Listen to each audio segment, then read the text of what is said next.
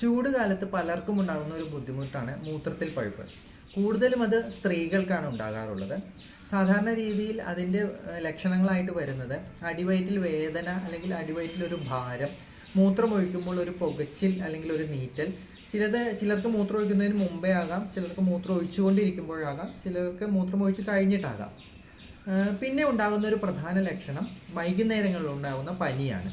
അപ്പോൾ ഈ പനി നമുക്ക് മറ്റു തരം പനികളിൽ നിന്ന് തിരിച്ചറിയാനായിട്ട് വളരെയധികം ഒരു പ്രത്യേകതയുണ്ട്.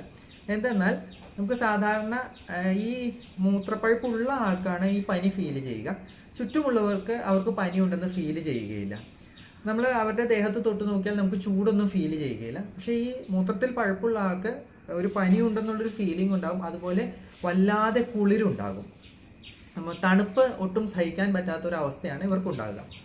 ഈ മൂത്രത്തിൽ പഴുപ്പ് മാറാനായിട്ട് മരുന്ന് കഴിക്കണം. പക്ഷെ അതോടൊപ്പം തന്നെ ഞാനൊരു ടെക്നിക്ക് കൂടി പറഞ്ഞു തരാം. സാധാരണ വെള്ളം ധാരാളമായിട്ട് കുടിക്കാനായിട്ട് എല്ലാ ഡോക്ടർമാരും ഉപദേശിക്കാറുണ്ട്. നിങ്ങൾ അതിന് പകരം വെള്ളം ധാരാളമായിട്ട് കുടിക്കണം. പക്ഷെ അതിന് ചെയ്യേണ്ട ഒരു കാര്യം, ഒരേ സമയം ഒരു 3-4 ഗ്ലാസ് വെള്ളം ഒറ്റയടിക്ക് കുടിക്കുക. ഈ കുടിച്ചു കഴിയുമ്പോൾ കുറച്ച് സമയത്തിനുള്ളിൽ തന്നെ നിങ്ങൾക്ക് മൂത്രമൊഴിക്കാനുള്ള ടെൻഡൻസി വരും. അപ്പോൾ അതിനുണ്ടായ ഇൻഫെക്ഷൻ ഉണ്ടായ ആ അണുക്കൾ ആ മൂത്രത്തോടൊപ്പം തന്നെ പെട്ടെന്ന് തന്നെ ഒഴുകിപ്പോക്കോളും.